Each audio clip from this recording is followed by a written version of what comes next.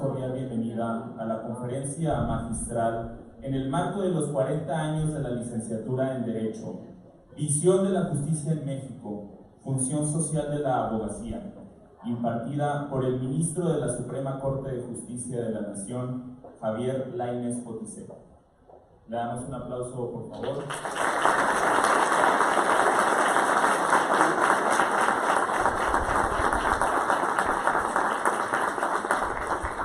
Estimado ministro Javier Lainez Potisek, grandes invitados, invitadas, magistrados, magistradas, jueces, secretarios, distinguidos profesores, queridos alumnos y alumnas, egresados y egresadas.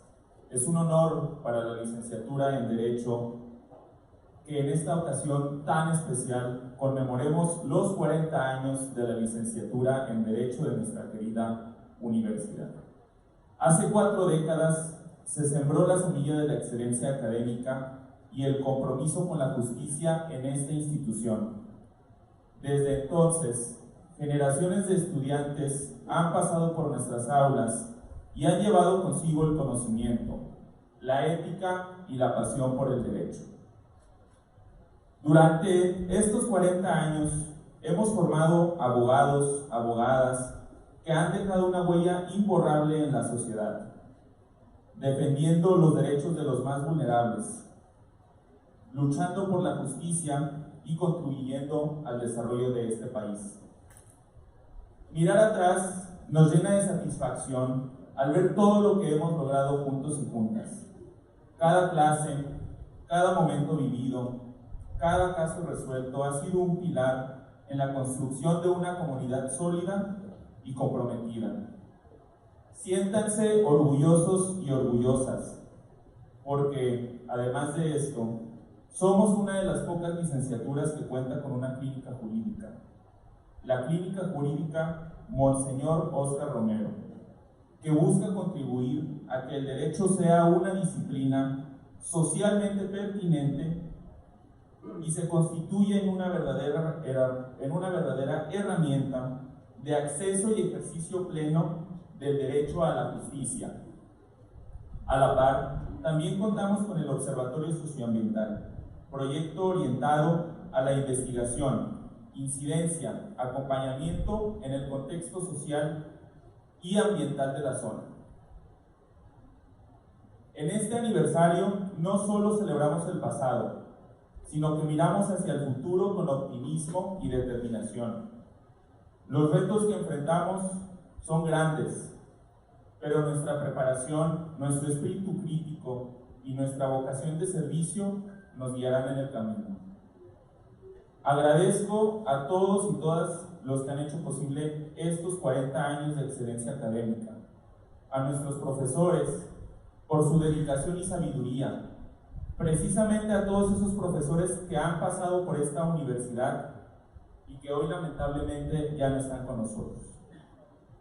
A todos los coordinadores que formaron parte de la licenciatura y que con su visión y misión contribuyeron a lo que hoy es en día la carrera de Derecho.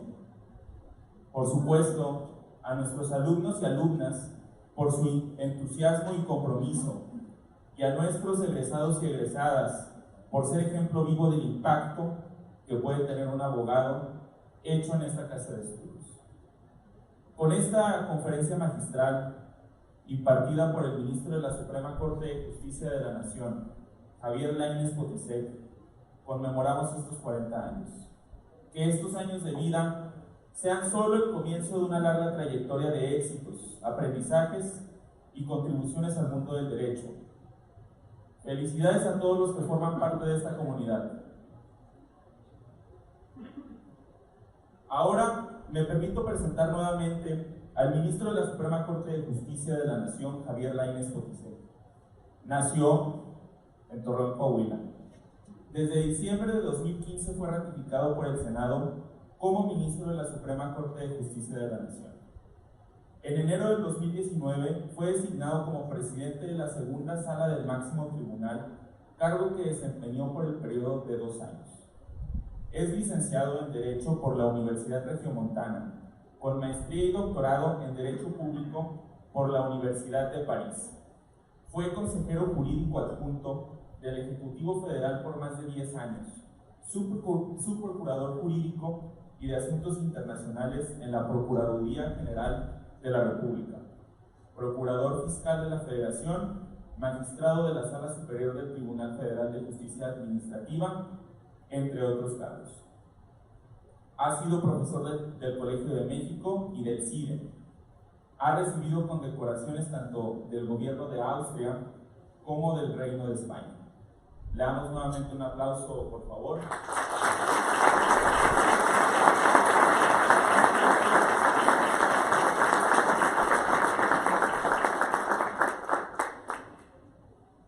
El ministro el día de hoy presentará la conferencia Visión de la Justicia en México, Función Social de la Abogacía, donde se abordarán temas como el papel que desempeña la abogacía en el contexto social de México, cómo las y los abogados pueden contribuir a la promoción de la justicia, discutir los desafíos y oportunidades que enfrentan las y los abogados, explorar estrategias y mejores prácticas para fortalecer nuestro sistema legal.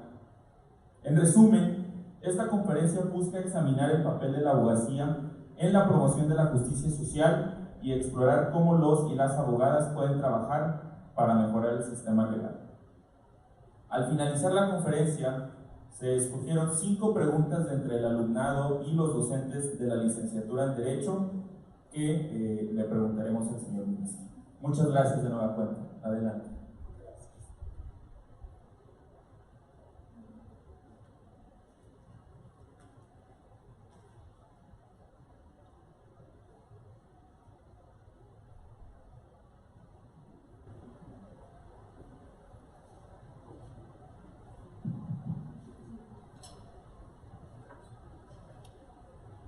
Muy buenos días a todas, a todos. Muchísimas gracias por estar aquí. Honrado soy en esta ocasión de estar en Torreón, en mi ciudad natal, y en la que viví hasta prepa. Yo no estudié ni en la Ibero ni en la institución de acá porque no existía. Cuando yo acabé la preparatoria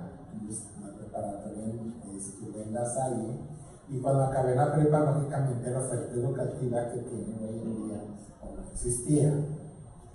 Entonces, siempre había en esas generaciones, nos teníamos que ir, o muchos nos íbamos lógicamente a Monterrey, ¿no? Por eso, de mi generación, acabando prepa, muchos nos fuimos. Recuerdo que de manera incipiente, sí había Facultad de Derecho de la UAC en Torreón, que estaba empezando sin edificio propio, de manera muy incipiente,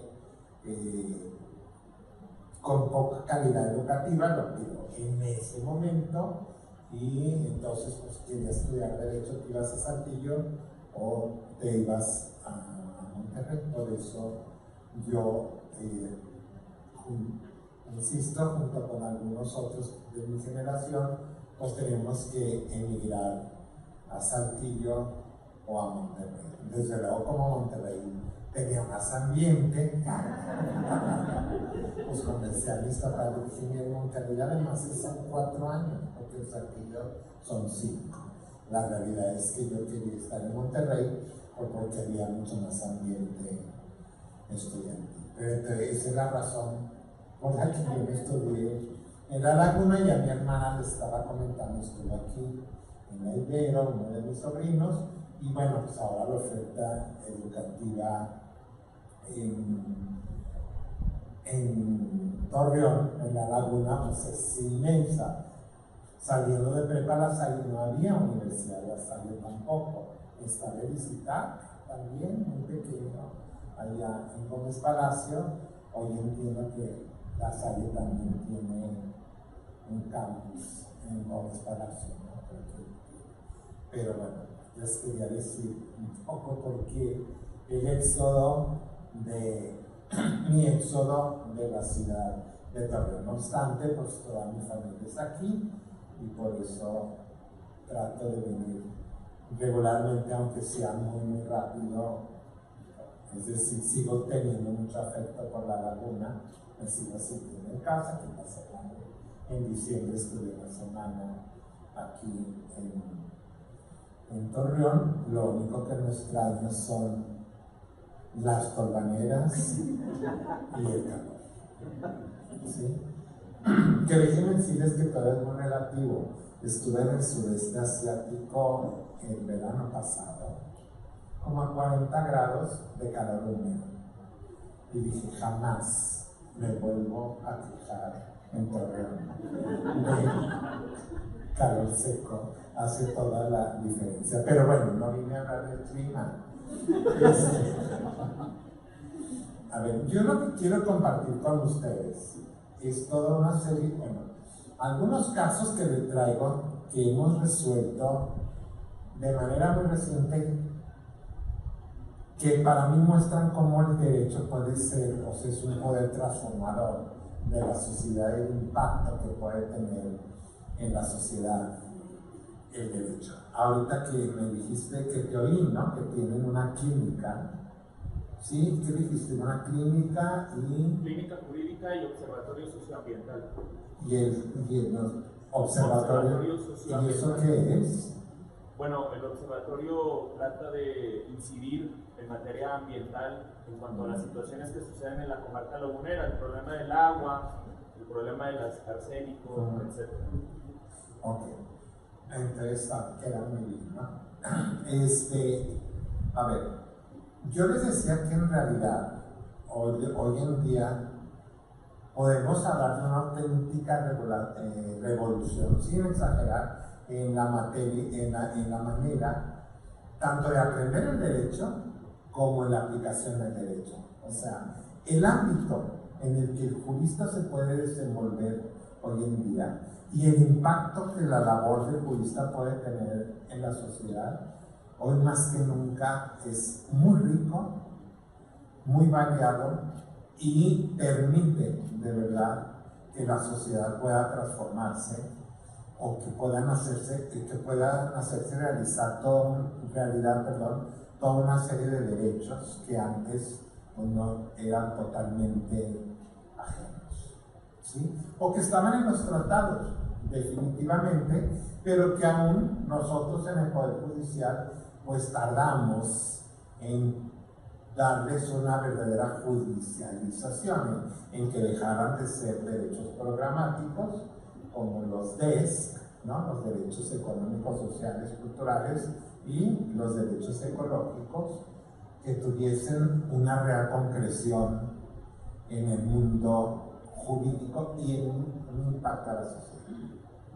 Cuando yo hablo de una revolución es porque se ha transformado muchísimo el derecho en los últimos 20 años en el país, dándole al abogado, dándole al jurista toda una serie de medios o de nuevas figuras o de figuras transformadas que le permiten lograr estos objetivos.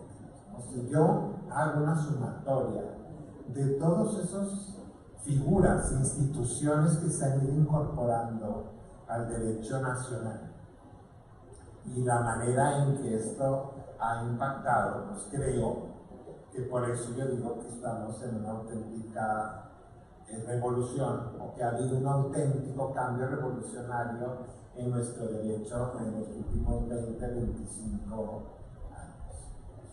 Empezando desde la introducción de nuestro sistema jurídico de figuras como la acción de inconstitucionalidad, ¿verdad? Claro, ahí no hay interés legítimo, no acceden los particulares a ese medio, pero la acción de inconstitucionalidad, que data de 1994-95, o sea, una figura relativamente nueva, que en su momento ustedes ya estudian el derecho constitucional como algo adquirido, pero que en su momento pues, fue un parteaguas en la historia del derecho mexicano, porque fue la primera vez, con la transformación de la Corte como tribunal constitucional, que se permitió a un órgano jurisdiccional el poder o la facultad de la decisión contramayoritaria, es decir, el que una disposición votada por la mayoría de los representantes populares pudiera ser anulada y excluida del orden jurídico por un órgano jurisdiccional. Pero lo verdaderamente innovador o nuevo fue que esto sería con efectos generales. Créanme que en el momento, cuando digo fue un verdadero parteaguas, porque rompió en primer lugar la idea o el principio de relatividad en las sentencias que tenemos y seguimos teniendo ya con muchos matices. Ahorita lo abordaremos en el juicio de amparo, pero era la primera vez que se permitiría que mediante una sentencia esta tuviera efectos generales para todos quienes no impugnaron, no tienen legitimación para la acción, pero que permitiría que esta declaratoria de inconstitucionalidad beneficiara a todo, exactamente a todos por igual, ¿no? Eso fue la acción. Era una figura muy novedosa, insisto, entre otras cosas, porque la acción actúa como contrapeso con el poder legislativo.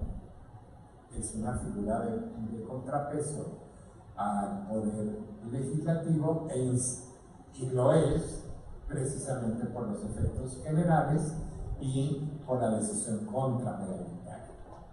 Es decir, insisto, una disposición aprobada por 500 diputados, 128 diputadores, puede ser anulada o declarada inconstitucional y por lo tanto excluida del orden jurídico por la Suprema Corte de Justicia. Por eso, compañeros, cuando les pregunten, o sea, se pregunten ustedes, ¿por qué los 8 votos?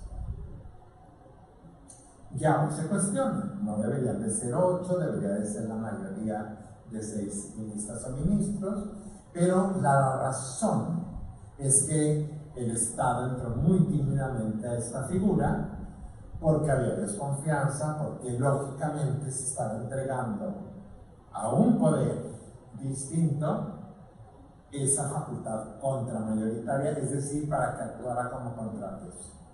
Entonces, por eso, pues el constituyente decidió que si la norma emerge del Congreso con presunción de constitucionalidad, requiere una mayoría calificada para que esa presunción se destruya.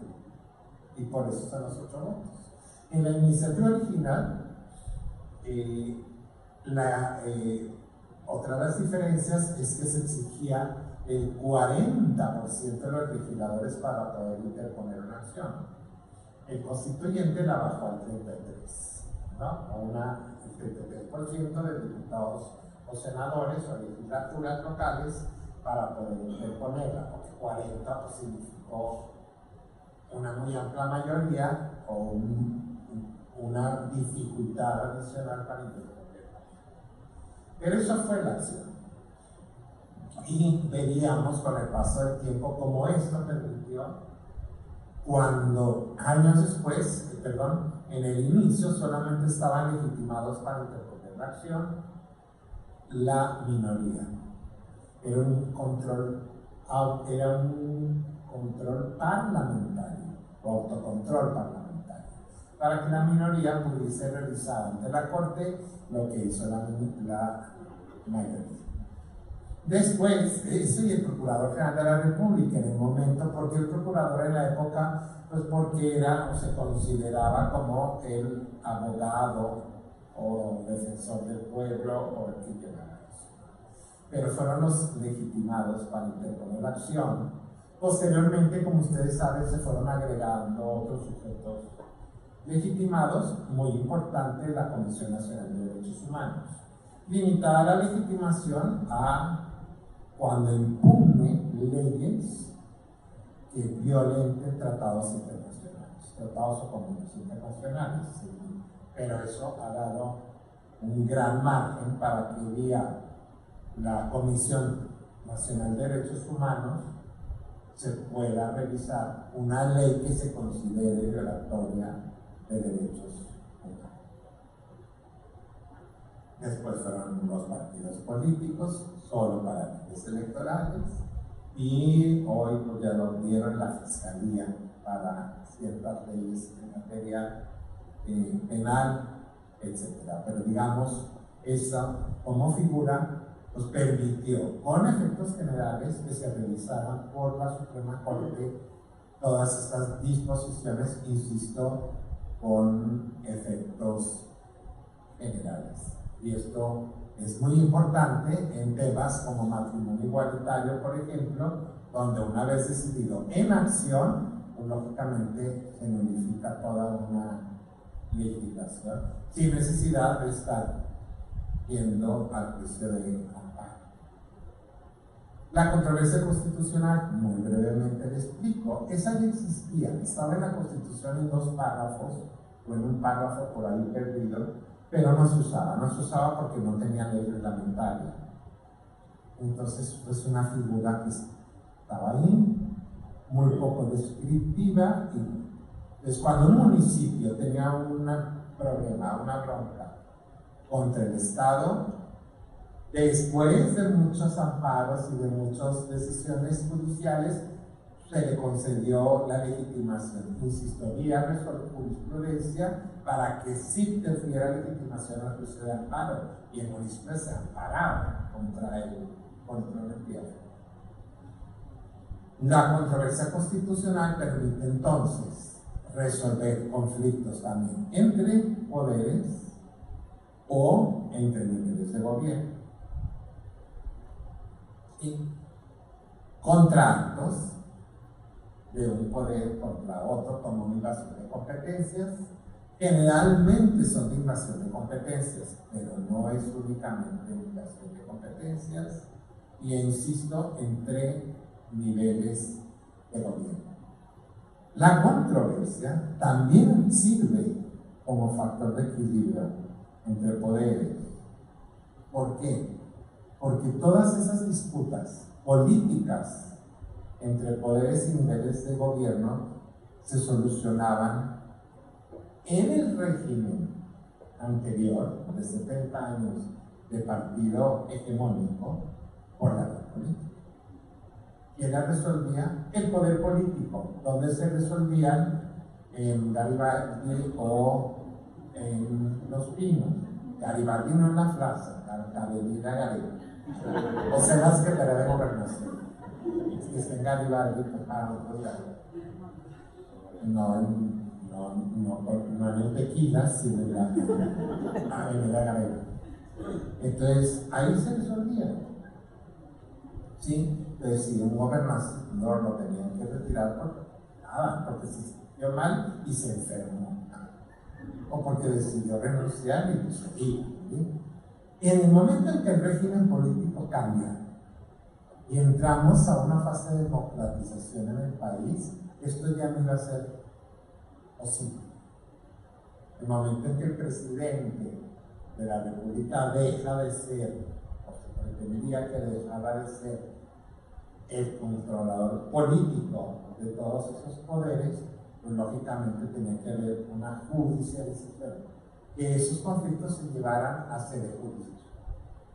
Por eso se desarrolla la controversia, que hoy en día permite que un municipio pueda impugnar un acto o una disposición general de o el Congreso local o del gobernador en contra de un municipio, ¿sí? O de un estado contra la federación, o de la federación contra un estado, o de un poder legislativo contra el ejecutivo, y hoy en día de un órgano constitucional autónomo contra otro constitucional autónomo o contra el ejecutivo, por ejemplo. Entonces es tanto transversal, horizontal como vertical este sistema. Insisto, sirve para actos, pero también para leyes, que luego hay mucha confusión. Se dice la acción es para leyes, la controversia para actos. La controversia también se puede impugnar una disposición de carácter general. Claro que los sujetos legitimados son otros, y los efectos también van a ser otros. pero perfectamente el municipio puede impugnar de una legislatura estatal que está legislando en materia de tránsito, por ejemplo, y decir: esa ley de movilidad trae un capítulo de tránsito, y tránsito conforme al 115 me toca a mí. Entonces la norma es contra disposición de carácter general, no contra una. También puede ser contra. ¿Sí me explico? Pero también puede ser contra ellos. La acción y la controversia constitucional. Me voy a referir ahora a importantes avances en la ley de amparo. Interés legítimo. El interés legítimo, algunos no saben, con lo difícil que ha sido encontrar una definición, hasta antes de la reforma que permitió poder impugnar o poder promover un juicio de amparo, ya no con interés jurídico. El interés jurídico es en que tú acreditas la lesión a un derecho subjetivo, cualquiera, propiedad o vida o a la libertad, y todo, y te permite acceder al juicio de amparo, pero era limitado a eso. Tienes que acreditar interés jurídico. ¿Sí? Es una innovación que parece pequeña, pero es decir, no, se introduce la figura de interés legítimo. Es decir, que va a permitir que alguien que no tenga interés jurídico, dice, es indefinible, porque la definición es espantosa desde la Constitución, y luego cuando intentaron aclarar en la ley de amparo dice lo mismo, y nos deja con cara de cuatro, ¿no? Aquel que por su particular situación frente a la norma, no sabe qué sea. Ha habido ya muchas tesis y jurisprudencia para ir definiendo y formando bien el concepto de interés legítimo, para no confundir con interés simple. El interés simple no está permitido en nuestro sistema, y es el que permitiría que, aunque tú no tengas ningún derecho, ni subjetivo, ni absolutamente ningún otro derecho que consideres violado, te permite impugnar una o disposición de una autoridad, aunque a ti no te afecte en nada. Ese es el interés simple.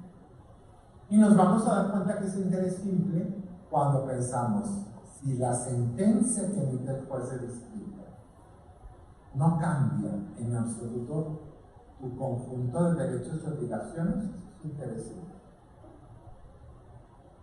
Entonces, promoviste el amparo porque se mantenga la constitucionalidad. Es cierto que la autoridad actuó indebidamente o tal disposición es inconstitucional, pero a ti, en tu cúmulo de derechos y obligaciones, no cambia la sentencia. Entonces, curiosamente, el interés jurídico es fácil de definir, el simple también, pero el más difícil es el interés. Pero ese interés legítimo es el que ha permitido precisamente el que se hagan realidad muchos de los derechos abstractos, muchos de los derechos humanos, abstracto, o de mucho más difícil configuración jurídica, ¿no? Si el expropiación es interés jurídico, el derecho a la propiedad, se concede el amparo, se revierte la expropiación, pues ahí está concreto. Pero no es lo mismo cuando estamos hablando de un derecho o la violación que consideres que hay una violación en materia ecológica. ¿Sí? No solo por un derrame minero que ocurrió en un río y que además pues, vaya a contaminar todo un caudal, o la autorización para un parque eólico que requiere perforar en el subsuelo en Yucatán, ¿no? Y ya digo Yucatán porque el subsuelo de Yucatán, eso lo aprendí en un asunto de parque eólico, pues resulta que, como ustedes saben, en la península no hay ríos superficiales, todos son bajo la superficie, que forman los famosos cenotes a lo largo. Entonces, determinar daño ecológico por una perforación no es ni siquiera una localización exacta. Pero lo más importante, ¿quién promueve ese juicio? ¿Quién puede promover ese juicio? En interés jurídico sumamente complicado y difícil. ¿A quién se le va a permitir? ¿A quién vas a considerar tú por la definición de interés legítimo el que pueda decir esa está ocasionando un daño en el subsuelo, que además es un daño de qué extensión tiene, si está interconectado todo el sistema del subsuelo? Pero esa ventaja del interés legítimo, con lo difícil que es, ya hay jueces magistrados y aún en la Suprema Corte, lo difícil que es en su definición y en no negar el amparo cuando hay un interés legítimo, insisto, es lo que ha sido para mí un verdadero cambio, tanto en la manera o en la posibilidad de hacer realidad muchos derechos humanos, como en los efectos de la sentencia, que bien o mal tienen relatividad, aunque en principio la ley no lo prevea. Un ejemplo, ese es el primero que me tocó a mí en derechos culturales, estando en la Corte. Y este fue un caso con interés legítimo de los paraderos del Metrobús en Avenida Reforma. Estos fueron dos quejosos que promovieron un juicio de amparo porque la autoridad indebidamente permitió que se autorizara la publicidad de los paraderos del Metrobús que atraviesa Avenida Reforma, que es un área declarada como una zona de monumentos artísticos, históricos en la ciudad de México. No toda la avenida, pero una gran parte de la Avenida Reforma. Al afectar la visibilidad, o afectar el entorno cultural de la Avenida Reforma. Interés legítimo en una etapa, en la primera etapa, ¿cómo acreditas la legitimación para interponer ese interés legítimo en un derecho de protección de patrimonio cultural?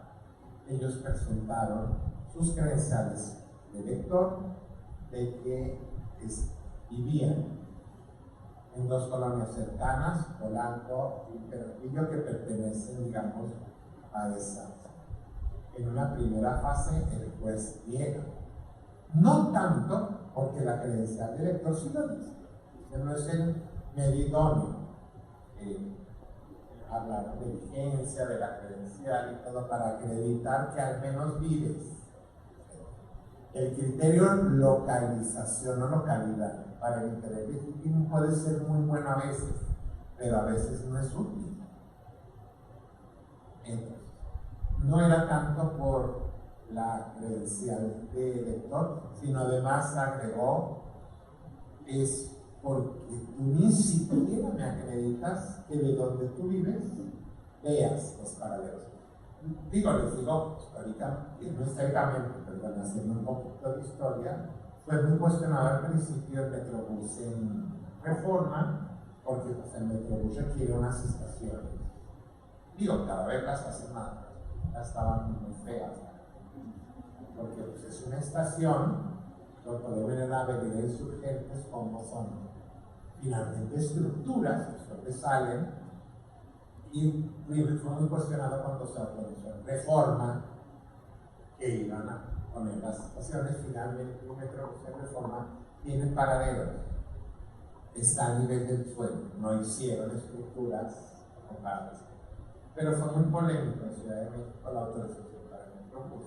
Por eso era importante, digamos, porque sí, era un tema, es decir, afecta mi derecho a patrimonio cultural, que se haya hecho la autorización es indebida porque tenían que haber solicitado previamente la autorización de LIMBA, en su caso de LINA, para poder hacer ese tipo de pruebas. Y esa no es la idea. Entonces, la empresa concesionaria, pues lógicamente la amparo. Pero bueno, finalmente lo que quiero yo decir, lo importante es que la Corte revoca la decisión y dice sí hay interés. No podemos interpretar que porque no tengas esa visibilidad a lo que tú cuestionas que afecta el patrimonio cultural, no tengas interés legítimo. Por lo pronto, el domicilio y el derecho que significa que hay localización en la zona, al menos en la zona declarada monumento histórico, lo que deja para otros casos, otras, digamos, interrogantes. Yo no vivo en el área declarada, pero vivo muy cerca. Yo no voy a tener interés legítimo, sí. Pero en el momento, bueno, la segunda sala dijo, hay interés y se pronunció y concedió la multa. ¿Sí? Entonces, eso con interés legítimo. Con interés legítimo, compañeros, acabamos de decir, fue el miércoles pasado, o antepasado. También, y una interpretación, para los jueces y magistrados, del artículo 15 de la ley de amparo. El artículo 15 de la ley de amparo es un amparo muy sui generis, muy excepcional, porque solo procede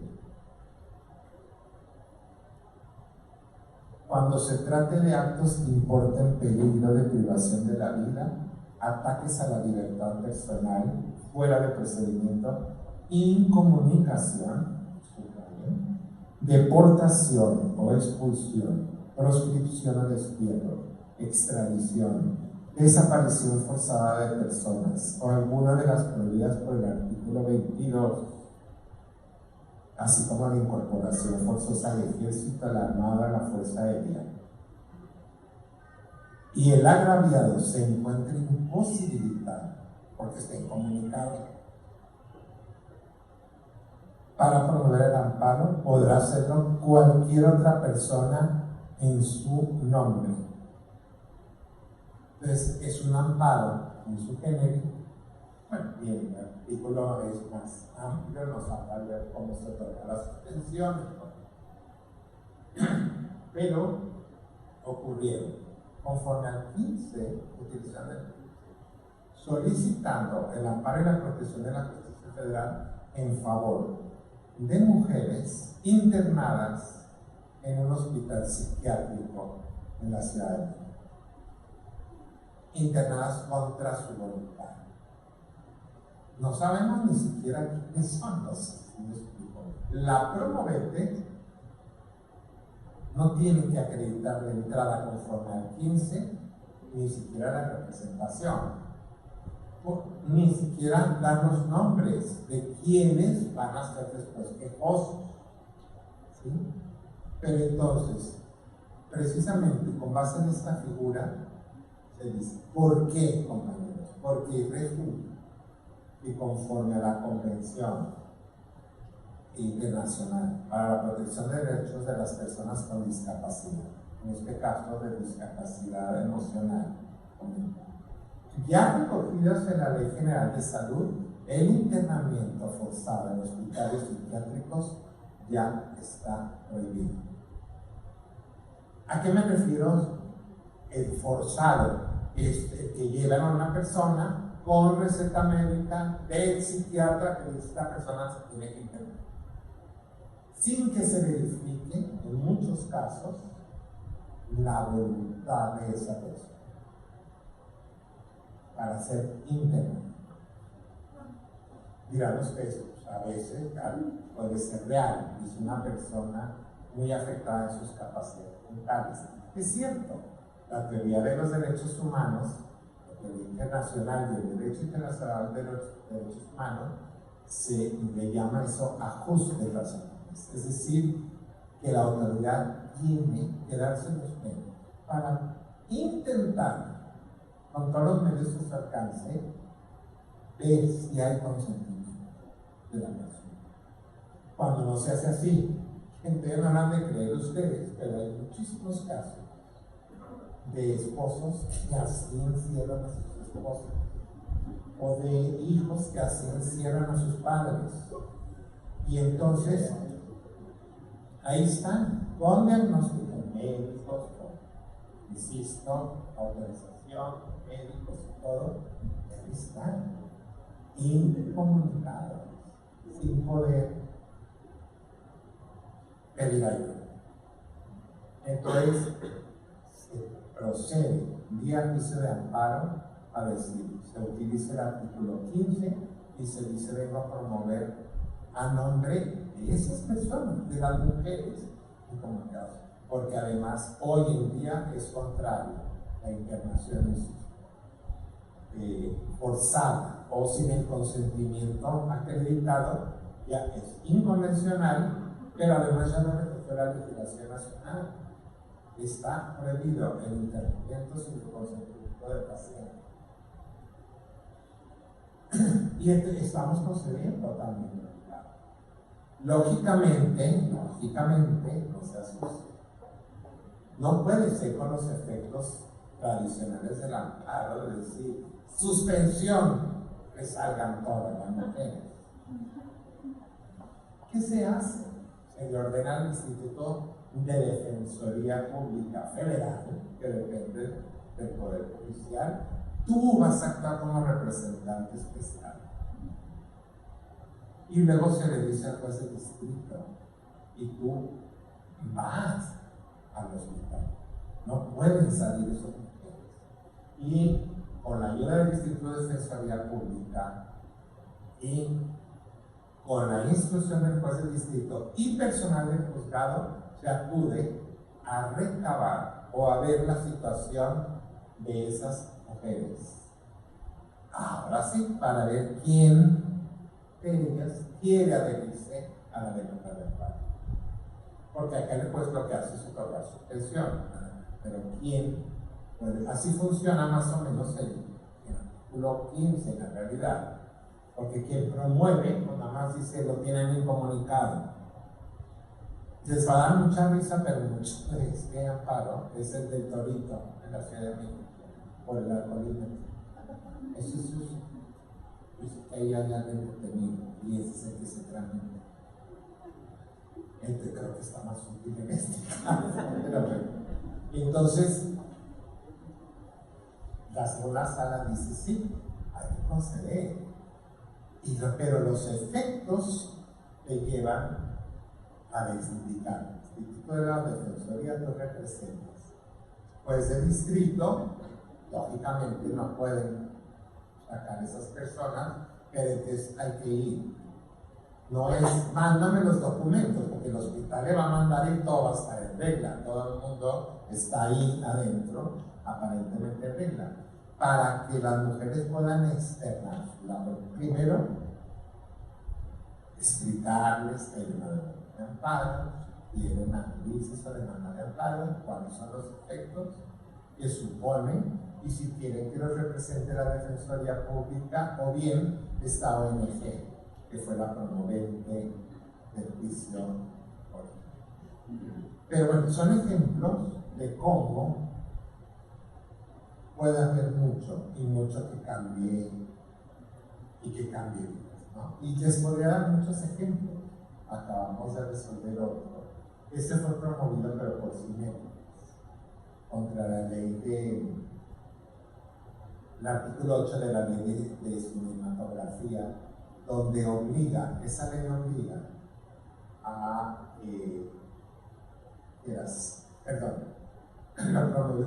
es una reforma que se hizo la ley para atender la discapacidad auditiva. Entonces se dijo, todo va con subtítulos.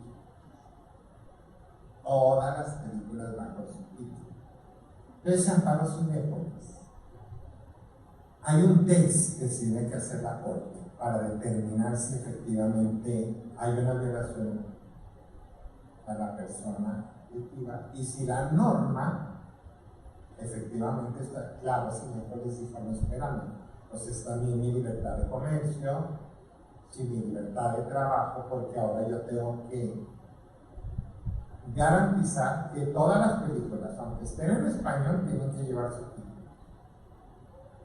Y entonces, curiosamente, ahí la Corte, no que no concediera, sino lo que dijimos, insisto, suena así muy sencillo, pero hay todo un test que tenemos que ir siguiendo para llegar a esas conclusiones, lo que se dijo, ¿no? ¿Qué pasa con el test? Dijimos. ¿Fin constitucionalmente válido e imperioso? Claro que sí. Atender una discapacidad y principio de igualdad, ¿no? Porque ellos no tienen acceso al mismo espectáculo que no pueden. Si es una necesidad, es idónea la medida, sí, pues es idónea porque con los subtítulos, pues todas las personas con discapacidad auditiva, pues se resuelven ese problema. ¿Sí? Pero la tercera grada del test dice que no haya otras medidas alternas que agraven menos o que causen a los otros derechos un impacto. Y entonces dijimos, cuidado, si lo hay, porque entonces lo que se tiene, porque si hay medidas alternas, ¿cuáles son? Que tengas variedad, como ya existe, así como tú ves en películas, títulos o dobladas. Pues lo que tiene que hacer la norma es únicamente interpretarse en el sentido de que tienes que tener en horarios accesibles. No me pongan las películas, una película española con subtítulos que nadie queremos ver. Estamos de acuerdo, ¿no? No, porque oyes y luego ves el subtítulo y ni siquiera concuerda. Entonces, tú, claro, hoy en nuestra casa, pues con las aplicaciones lo puedes hacer. Tú pones los sistemas por lo que quieres, con subtítulos, con el audio explicativo, que puerta, bien, todo. Pero tú escoges, pero en el cine no. Entonces digo, no, la norma no es inconstitucional. Perdón, tiene razón Cinépolis, pero lo que se tiene que hacer es lograr atender este problema de discapacidad es que los cines tengan accesibilidad para películas con subtítulos en horarios accesibles y que todo el mundo tenga la opción. ¿Sí? Y entonces ya estábamos felices cuando a las 2 semanas tuvimos el amparo en Libia, una persona con discapacidad visual. ¿No? Porque yo necesito la audiodescripción y no el subtitulado. O sea, para que no es nada sencillo, si te explico, el atender precisamente este nuevo juicio de amparo, donde dices tú, si concedimos, 2 ministros votamos por conceder, por el sentido, como decimos los jueces, ¿no? Pero contra consideraciones y contra los efectos. Para nosotros, aquí lo ideal era decir, perdón, y el agravio era omisión legislativa, dijo, no tomaste en cuenta, hiciste tu reforma para las personas con discapacidad auditiva, la primera, pero no con los discapacitados. Entonces, hay omisión legislativa, nosotros no, es mejor conceder por omisión legislativa que el Congreso haga una consulta a las personas con discapacidad y tome la decisión, porque aquí la mayoría en sala decidió ordenar a la autoridad administrativa en un esquema muy similar a lo que habíamos decidido, cuando no es así. Porque no sabemos, no somos expertos como para saber cuál es la solución idónea. Era un quejoso. Porque hoy en día la solución no es forzosamente la audiodescripción que vemos en las películas, sino que ya hay sistemas más sofisticados donde a la persona con discapacidad le dan un aparato que puede estar en una película normal y tradicional y de rato describiendo. Eso es una salida, pero no le corresponde a juez decir, es esto. Y menos ordenar a la autoridad administrativa secretaria de la gobernación para que ordene a particulares, o sea, los cines, porque además esas tecnologías no sabemos si corresponde al cine, al distribuidor, al que hace la película, en fin. Son divergencias de criterio. Dije, yo estoy por conceder el amparo, Luis María, ministro, también dijo, yo también, pero no con respeto. El agravio es omisión legislativa, o sea, la omisión legislativa legisló para personas con discapacidad auditiva y ahora viene la ley con discapacidad. Que lo resuelva el legislativo. Pero lo que quiero decirles es que, y así hay muchos ejemplos, en donde a través del propio juicio de amparo se van atendiendo estos derechos que antes serán sumamente complicados y resueltos. Es decir, interés legítimo para derechos culturales, hay mucho amparo con interés legítimo y te das cuenta como juzgador que los efectos no pueden ser relativos. En este caso que yo les platiqué de los paraderos de Reforma, el amparo se concedió a los dos quejosos. El efecto del amparo es efecto general, porque se benefició toda la colectividad de ese amparo. Entonces también transitamos a decir, bueno, sí, efectos relativos, pero en realidad la sentencia está teniendo efectos generales para esa colectividad, ¿no? Tenemos tres, después de legítimo, la declaratoria general de inconstitucionalidad. Esto es, declarar una norma inconstitucional con efectos generales, pero vía amparo. ¿Eso cuándo sucede? Cuando hay jurisprudencia obligatoria y el Congreso no corrige. Entonces se le avisa al Congreso. Ya hay jurisprudencia obligatoria, cambia tu ley. Y si no lo hace en determinado plazo de un procedimiento, se lleva a cabo en la Corte, entonces la Corte dice, pues entonces, y en efecto. Pero esa jurisprudencia se llegó vía amparos, no sé si me explico, y no acción de inconstitucionalidad, que es un solo caso. Lo importante de todo esto, lo que yo les he querido transmitir con todos estos ejemplos, que hay muchísimos. En materia ecológica hay muchos asuntos que con interés legítimo los particulares ocurren precisamente a que se respete el derecho al medio ambiente. Insisto con lo difícil que es en cada caso particular, cuando hay interés legítimo o cuando es interés simple o cuando no se debe de reconocer ese interés legítimo. Lógicamente, compañeros, estas resoluciones, insisto, además de que varían la forma de ver el amparo o los efectos de la sentencia, impactan cada vez más en las políticas.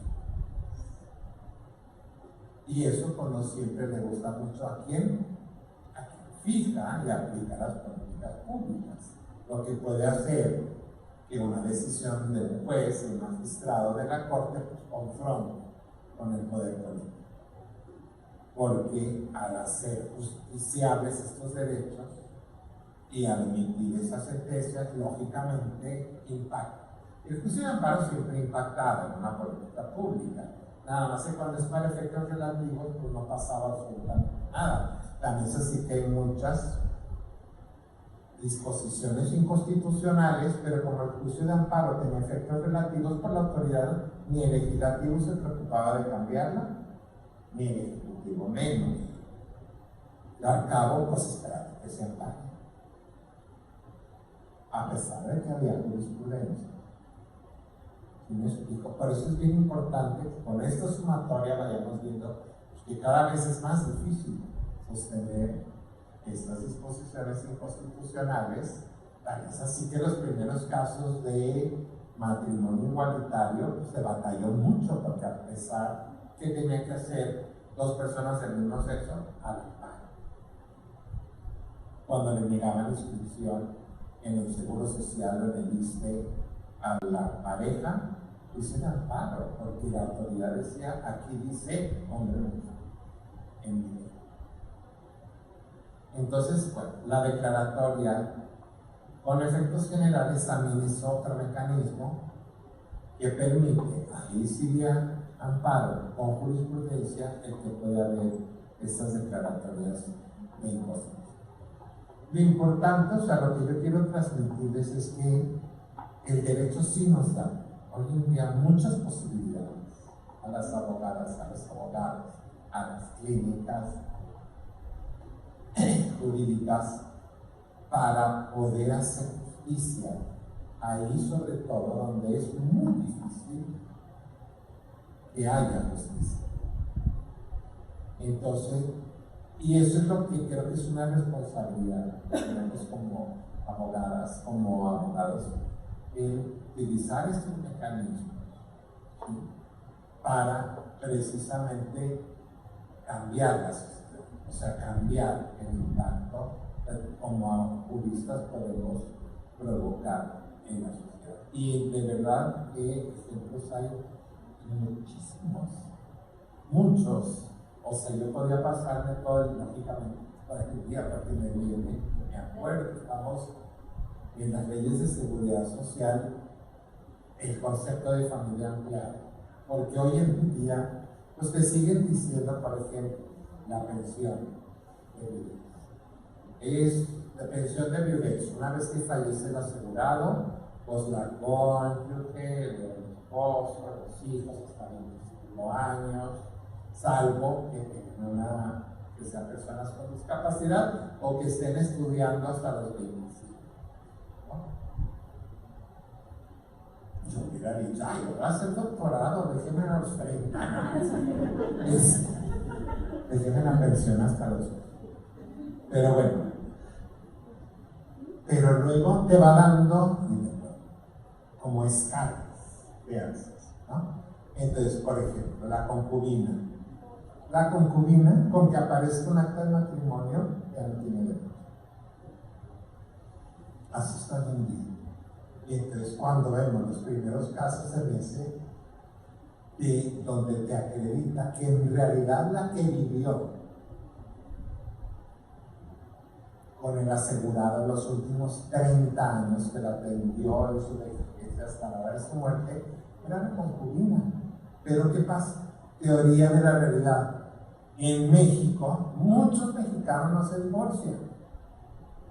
Se cambian de un país tan grande, o no quieren, o les da flojera, o se olvidan, y entonces no se divorcian, cada quien hace su vida por separado. Y entonces no son casos aislados, hay muchísimos casos en que sucede, como esta persona que cuando va a solicitar la pensión, como concubina, teniendo derecho si fuera concubina, en el momento en que aparece un acta de matrimonio, ya no puede ser concubina. Entonces dices, no, esta norma es inconstitucional, porque no permite el reconocer un concepto ampliado de uniones de hecho. ¿Y cómo es posible que entonces, ¿cuál es el efecto del amparo? No, usted tienes que verificar quién tiene la convivencia con la persona. ¿Quién tiene la convivencia? Porque la pensión tiene como efecto garantizar la familia, a la familia, a la unidad en un régimen de solidaridad mutua. Y tú no puedes negar a una persona que acredita, que se lleva la sorpresa. Y era muy curioso, porque apareció el acta, ni siquiera hubo reclamo, ni siquiera la primera esposa ya vivía en Estados Unidos, y era reclamo, ninguna pensión, pero le llega la copia del acta y dice que el matrimonio niego pensión. En esos casos tienes que acreditar la convivencia efectiva. Eso es lo que busca el precepto. Entonces no puedes hacer ese tipo de interpretación. Y esta norma que no te permite hacer eso, ¿sí? Ya se imaginarán que por tanto vino entonces cosas, divinas, incrementando, incluso de padre o de abuelo con nieto. La mamá del asegurado que dejó de trabajar porque el asegurado, digamos, enviudó, se divorció, se hizo cargo de la nieta.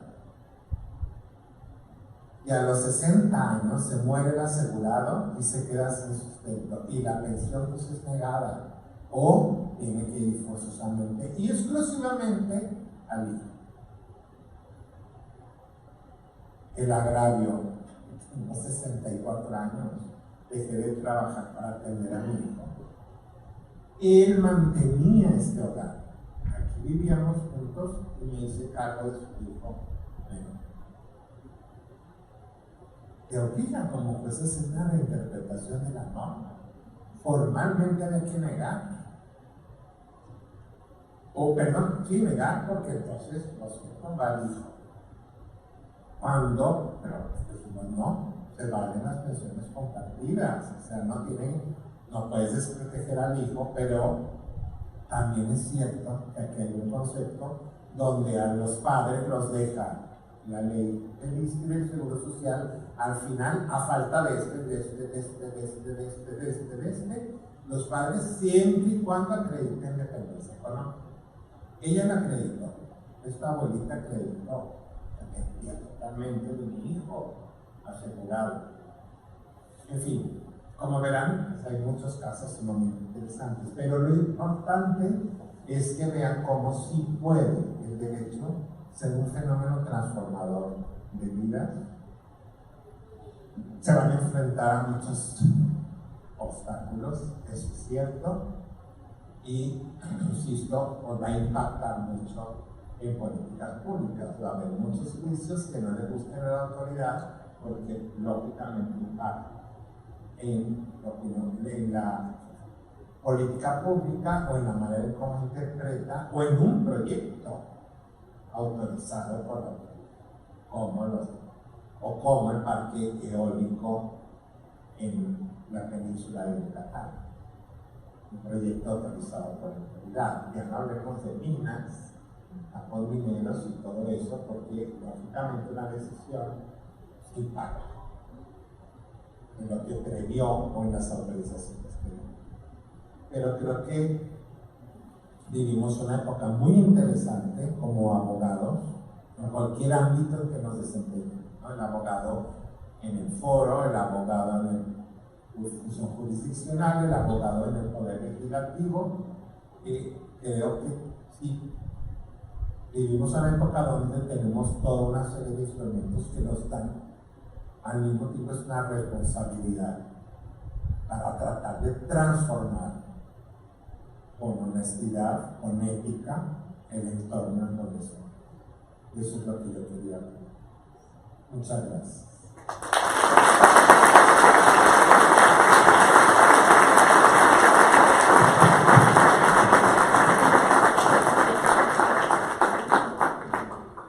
Muchísimas gracias, señor ministro. Pasamos ahora a las preguntas que hicieron docentes, alumnos y alumnas. Y empezamos con esta de una alumna en particular. Dice: ¿cómo considera que la Suprema Corte puede adaptarse mejor a los avances tecnológicos para garantizar la justicia y la protección de los derechos en esta era digital? Muy buena pregunta. A ver, compañeros, la Suprema Corte, ¿verdad? Porque esto también podemos, porque nada más no Yo creo que es algo que es muy buena pregunta, porque es algo que nos estamos preguntando constantemente. O sea, ¿cómo hacer que la tecnología no nos deje atrás? Y se ha llegado a pensar en inteligencia artificial Lógicamente, no, somos muy ortodoxos, conservadores, pero ahorita decimos jamás va a sustituir hoy en día la decisión humana en una sentencia. No, pero puede haber ciertos trámites, ciertos recursos que sí pudiesen ser atendidos por inteligencia artificial, ¿no? Yo creo que es algo que tenemos que estudiar, que sí la Corte sí lo está estudiando ya, o sea, cómo va a impactar la inteligencia artificial. Si les preguntan a cualquiera de las ministras sobre eso, puede no contestar como yo lo veo como, a ver, dime la concubina. Inteligencia artificial, ¿no? O el ejemplo del hospital psiquiátrico, no veo cómo, si me explico, no sé si algunos recursos mucho más estructurados o de trámite pudieran ser resueltos. Pero no nada más ahí, en la parte de administración, me comentaba una candidata que fue la consejera de la Judicatura y se hizo bien interesante. Dijo, ¿por qué no usamos inteligencia artificial? Dice, el Consejo de la Judicatura tiene no sé cuánta normatividad interna y circulares. Con la inteligencia artificial debería un juzgador decir cómo sustituye a mi secretario en un sistema de consulta. Hoy en día va a la Ciudad de México todavía y da autorización. O sea, sí te hace reflexionar, sí tenemos que. Ahora quiero decirles, estamos muy avanzados en el Poder Judicial, lo vieron en pandemia. En pandemia empezamos a funcionar, o sea, no estuvimos un año fuera, ¿no? O sea, ya tenemos todo el sistema, todos los expedientes digitalizados, y eso nos permitió en la Corte, si el cierre total empezó en marzo de ese 2020, nosotros a finales de abril ya estábamos sesionando, y los colegiados en un tiempo después también. ¿Por qué? Porque teníamos el expediente electrónico. Electrónico, todo en electrónico. Yo ya no firmo nada. Yo soy presidente, me acuerdo, como presidente salvo, miércoles de firma. Los acuerdos. ¿Y estos que son? No, pues son los acuerdos. ¿No? Ahora. Firma electrónica. Ya no me está firmando. De veras, ni los ingresos. Pero digamos que sí estamos ocupándonos de eso, venciendo reticencias, pero sí hay toda una área de tecnología que está pendiente, digamos, de que no nos sobrepase. Muchas gracias. La siguiente pregunta es, ¿cómo cree que se pueda combatir la mala percepción de algunos ciudadanos hacia el Poder Judicial frente al constante discurso público de desinformación por parte de otros poderes de la Unión? No me puede cambiar la pregunta.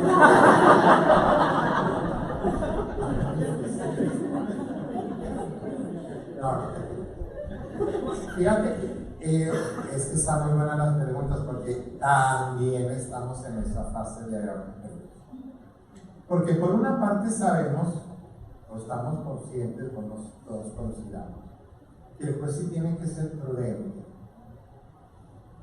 Y es cierto que estábamos cerrados, sobre todo en la Corte, como en una cápsula, ¿sí?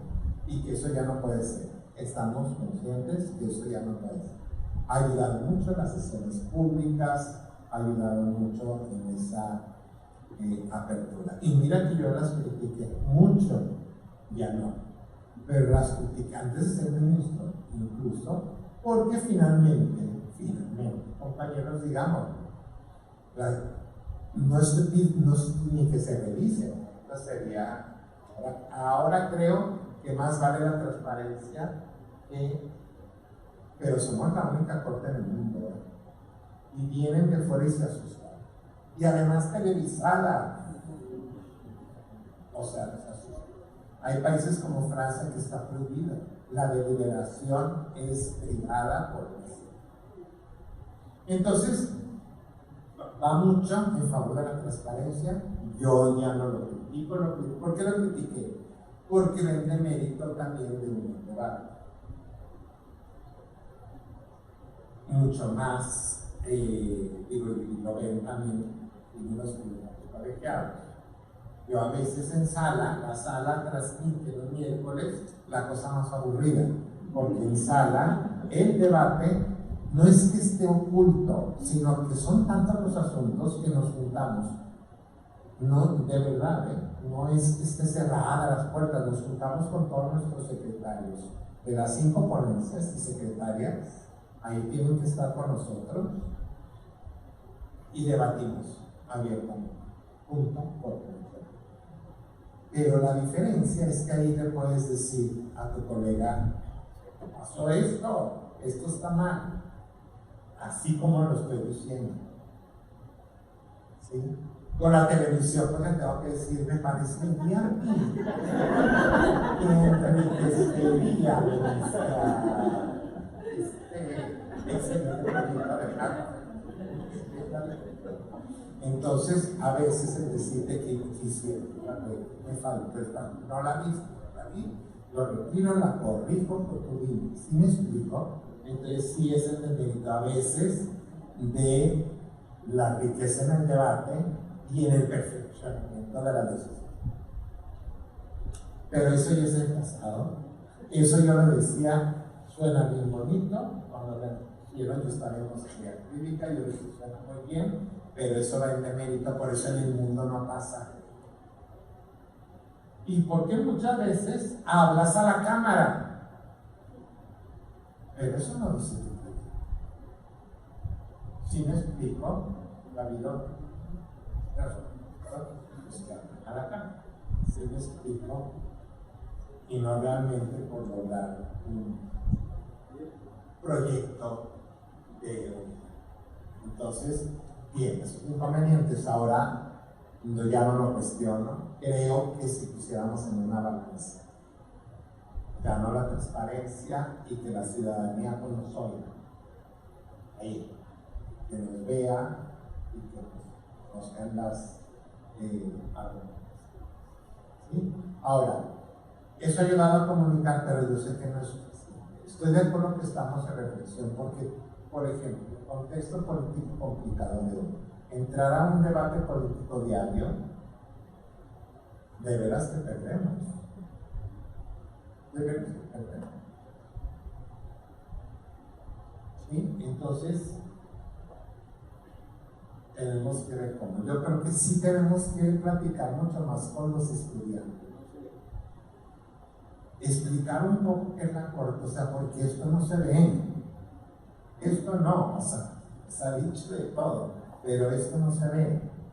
O sea, todo esto que pasa cotidianamente y las resoluciones que ha tomado la Suprema Corte, no de ahorita, sino en los últimos 20 años, como factor de equilibrio de poderes y de derechos humanos. O sea, que han hecho realmente importante la materia de derechos humanos, pues no se ve, no por todo el mundo. Entonces, es cierto que cómo comunicar, cómo acercarnos a redes, o sea, que es muy complicado.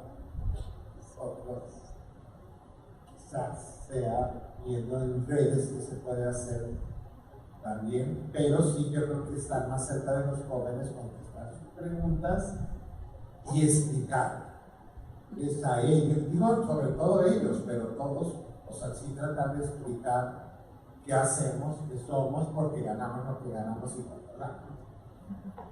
¿Sí me explico? Creo que eso es importante, es un tema de reflexión. ¿Cómo nos hacemos? Si alguien tiene una idea. Justamente comenta aquí un estudiante de la licenciatura que dice: un estudiante de Derecho que aspira a trabajar para el Poder Judicial de la Federación, ¿qué objetivo debería tener? Dice, ¿llegar a ser ministro de la Suprema Corte o cuál otro objetivo? Yo no creo que ese debe ser su objetivo. Y menos hoy. No, yo no creo que ese debe ser su objetivo. A ver, Yo creo que su objetivo sí tiene que ser llegar a ser magistrado, magistrado. Recorrer todas las partes de la carrera judicial. Esto es bien importante. Ahora que ha habido tantas críticas a la Corte, yo siempre les digo, todo está fincado en los 11 que estamos ahí, Pino Suárez 2, la dirección. Cuando no se tiene idea de lo que es el Poder Judicial, que está en todo el país, cuántos jueces, juezas, magistrados, y qué implica la carrera judicial. La carrera judicial implica que preparar, que tienen que llegar a ser juez y jueza, no son los únicos escalones de la carrera judicial, compañeros. Y hoy la carrera judicial creo que son 13, ¿no? Donde tienes, o sea, los actuales jueces no forman parte de la carrera, pero ya tienes 12 o 13 escalones donde desde el secretario del juzgado, del secretario del colegiado, todo, no entran ya así de porque es amigo, sino que hay que pasar exámenes para. Entonces no es nada más juez, magistrado, sino hay toda otra serie de puestos que te van a habilitar para ser juez y para ser magistrado. Yo lo que digo es que primero tienes que tener una vocación para impartir justicia. Y para eso es importante la carrera judicial. Para que quien llegue ahí llegue por méritos y se mantenga por méritos. Como una opción de vida, porque aquí hay jueces y magistrados. Quien tiene esa vocación va a estar ahí toda su vida profesional. Por eso es importante tanto un salario digno como un retiro digno, porque así son los sistemas de carrera. Así son los sistemas de carrera. Es decir, atraer a los jóvenes para que decidan por vocación. Abogados en este caso, abogadas que decidan por vocación dedicarse, entrar en los niveles, en las distintas categorías de la carrera. Sí ser juez, sí llegar a ser magistrado. Hay jueces que dicen, a mí no me interesa ser magistrado, porque yo estoy siendo juez. Pero bueno, y entonces, estar en ser juez, ser magistrado, insisto, no solo para llegar a eso, también pasas por otros pasos de la carrera judicial y que lo veas como una opción de vida. ¿Sí me explico? No es una carrera en donde tú digas, voy a estar, si puedes, se puede, ¿no? A los 5 años decir, ya no, ya me ofrecieron otra parte, o no me gustó, voy a salir. Pero la idea de hacer carrera es que no es, cualquier sistema de carrera tiene ese objetivo. La carrera del servicio exterior es lo mismo. Tú vas a estar en la carrera del servicio exterior toda tu vida hasta tu jubilación. No forzosamente vas a llegar a ser embajador, porque no hay embajadas para todo el mundo, pero vas a ocupar muchos de los cargos del servicio exterior. La idea es que el Estado te garantiza, cuando yo digo opción de vida, es que me permitas vivir dignamente, atender a mi familia dignamente y poderte dedicar y de poder retirarme dignamente. Porque si a los 70, la idea es la edad de retiro, ¿verdad? Obligatorio, 75. Obligatorio y a los 65 se puede. 75 obligatorio. Voy a tener que buscar como modo de vida, ¿sí me explico? A eso obedece el haber de retiro.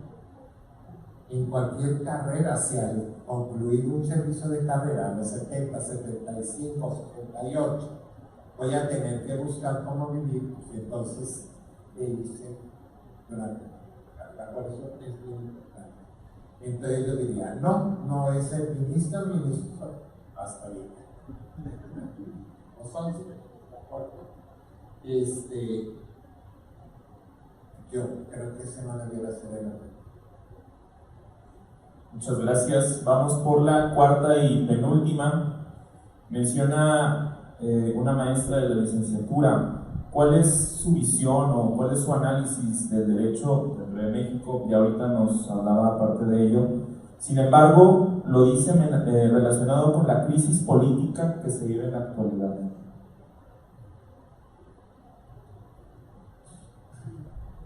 Yo trato de ser optimista. Estaba comentando en el ensayo.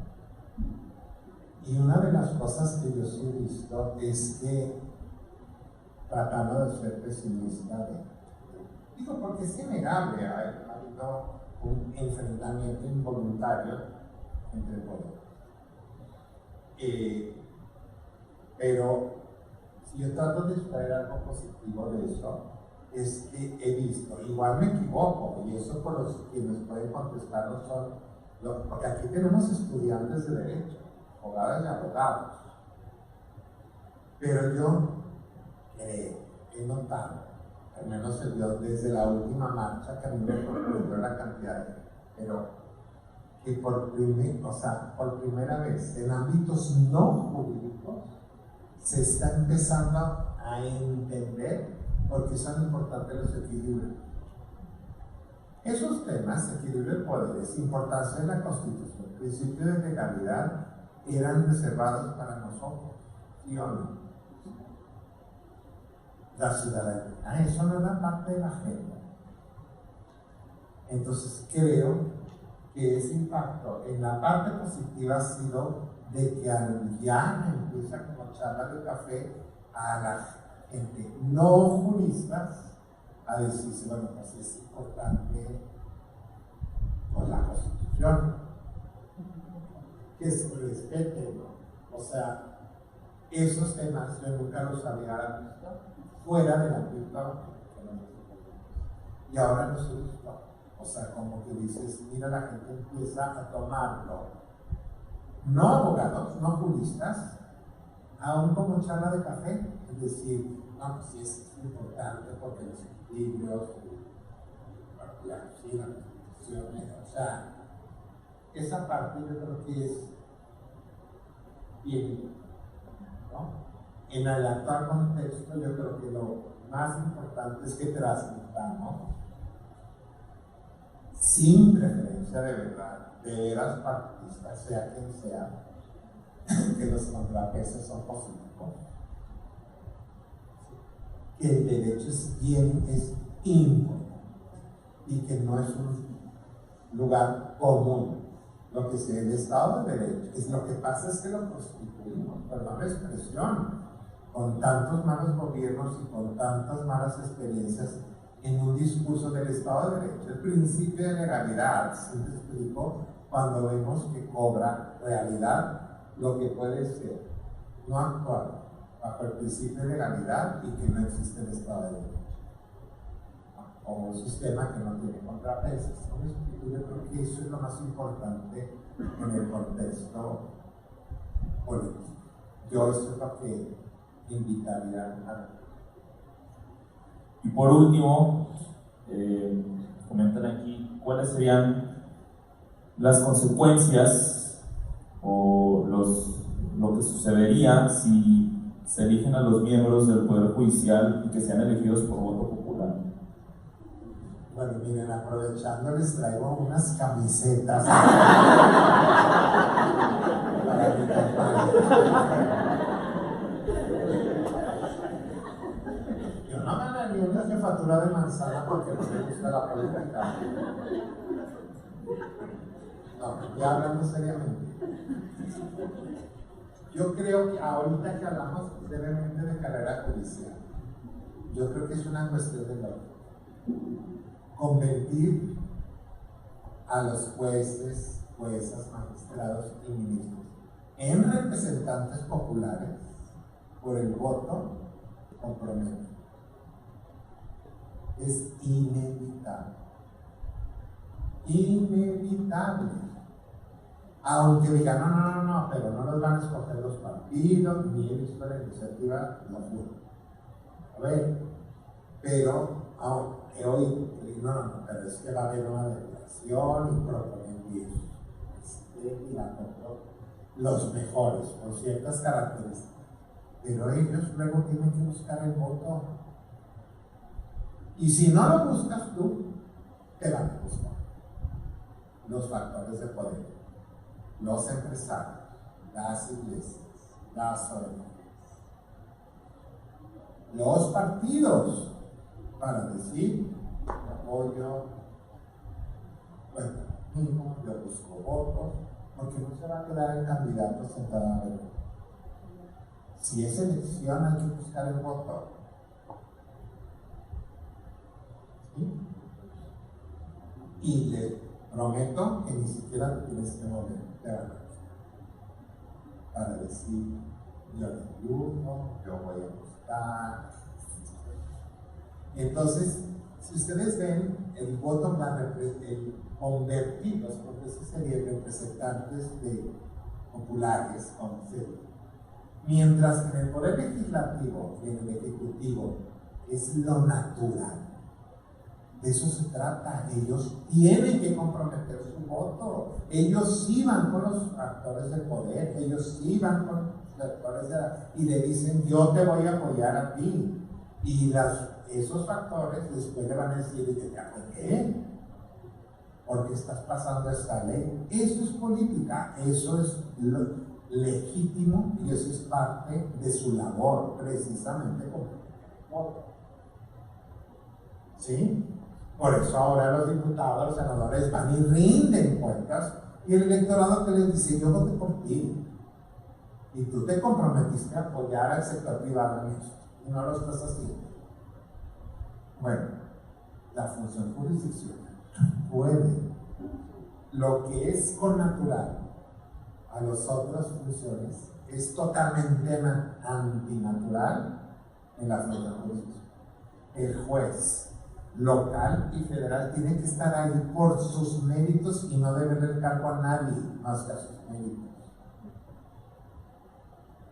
Sí, por eso es importante, hablamos de carrera judicial, garantizarle una vida digna, una carrera digna y después de su carrera, para que no requiera más que de su condición y de la interpretación recta del derecho para emitir sus sentencias, para evitar. Por eso a mi compañero se me hace muy lógico. Ahora, no es descubrir el hilo negro. Hay un país que lo está intentando y es Bolivia, y respeto para Bolivia. Vamos a ver los resultados. Fuera de eso, ni un país. Con los que podamos comparar. En su caso, va a ser una propuesta de ese tipo, porque, insisto, lo que es muy natural para los otros poderes, nadie le va a requerir al Estado que comprometió su voto con el sector empresarial o con una iglesia o con un... Esa es su labor, no, lo dije de broma, pero para eso reparten las... O sea, ahí sí, no hay conflicto de interés, eso es natural, para eso buscas el voto y te comprometes. El juez no puede comprometerse, por eso no debe de deber su cargo a nadie, ni requerir de nadie para vivir ni durante su carrera ni después de su carrera. Por eso tenemos impedimento, no podemos trabajar, no podemos desarrollar ninguna otra actividad más que la nuestra durante todo el ejercicio del encargo y, bueno, nosotros 2 años después. ¿Sí? No podemos. Está prohibido. Por eso la importancia de la carrera. Y por eso yo creo que no es una buena idea, no puede ser una buena idea. Y los países, es que en Estados Unidos, no creo que de jueces no hay ejemplos en Estados Unidos, pero sí hay de fiscalías fiscales. Y créanme que yo trabajé muy de cerca con las autoridades americanas cuando fui procurador 2 años en la PGR, porque mi labor era estar trabajando con las autoridades distintas en el mundo, pero pues el 80% no era con los Estados Unidos, con los fiscales norteamericanos. Y jamás dijeron, es un buen esquema de fiscales. Al contrario. Y lo han visto ustedes hasta en las series, ¿no? no le muevas porque viene la elección. Ese asunto cuesta, porque es un aportante de la campaña. Es evidente que eso es incompatible con las funciones de procuración y de administración de justicia desde mi punto de vista. Solo con la mera no. Lo que es muy normal en los otros poderes, órganos políticos, es totalmente antinatural en la función jurisdiccional. Muchísimas gracias, señor ministro. Le damos un aplauso, por favor. Invitamos a los alumnos de la licenciatura que le van a entregar aquí una serie de pequeños obsequios.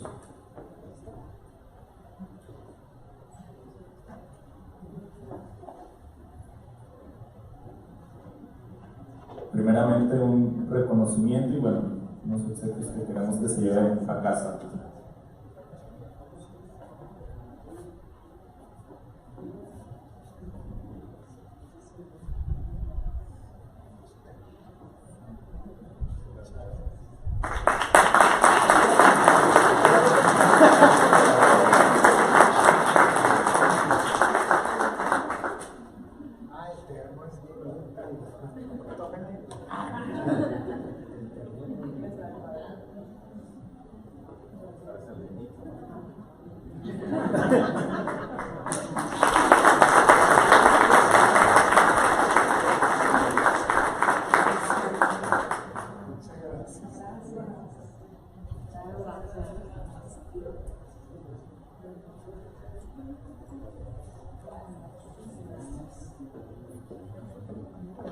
Agradecemos mucho a las personas que nos acompañaron el día de hoy. Les deseamos que tengan una muy feliz tarde, buen fin de semana. La Universidad Iberoamericana Torreón y la licenciatura en Derecho, que siempre será su casa. Les deseamos muy buenas tardes. Hasta pronto.